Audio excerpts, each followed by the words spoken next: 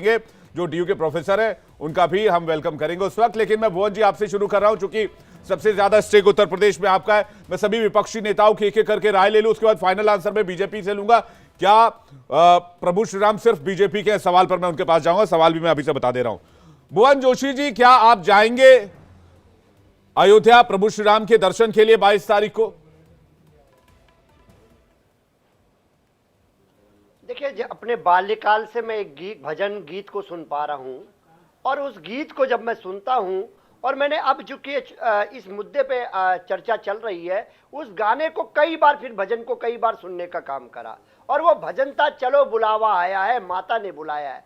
मुझे ऐसा लगा कि कहीं ऐसा तो नहीं है कि बुलावा इसमें कहीं गाने में हो भारतीय जनता पार्टी ने बुलाया हो या न्यास ने बुलाया हो। और जब मैंने उसको कई बार सुना तो मुझे लगा, कंफर्म हो गया कि जो मेरी जानकारी थी वो ठीक है। बुलावा केवल माता का आता है और सब भक्त चले आते हैं।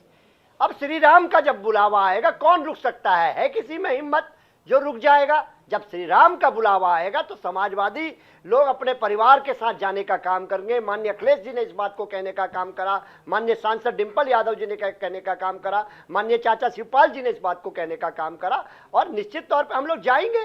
इस देश का प्राण है। और एक मतलब मुझे हतप्रभ हो रहा है कि 22 तारीख को राम आ रहे हैं। फिर मैंने अपने इतिहास की किताबों को उठाया तो मुझे लगा तो भगवान तो त्रेता युग में अवतरित हुए थे, और वो तो कण कण में बसे हुए हैं भगवान राम।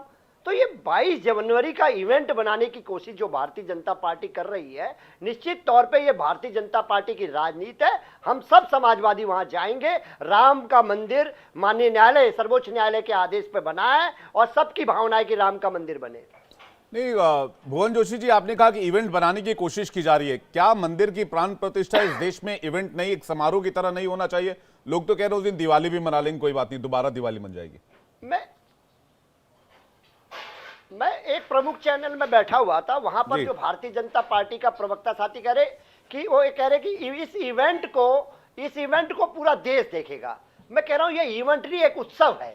यही लड़ाई है। भारतीय जनता पार्टी जिसे इवेंट कह रही है, हम इसे उत्सव कह रहे हैं। ये देश का उत्सव है, विश्व का उत्सव है। ये हमारी भौगोलिक, हमारी सांस्कृतिक, हमारी विरासत, ये उसका प्रतीक है। हम इसको एक उत्सव के रूप में मनाएंगे। हम इसे केवल एक इवेंट नहीं मान सकते। बस यही समाजवादियों की लड़ाई है भारतीय जनता पार्टी। जी, आप ये कह रहे हैं जब प्रभु श्री राम बुलाएंगे तब जाएंगे। मैं अपने AIMM के नेता और प्रवक्ता दानिश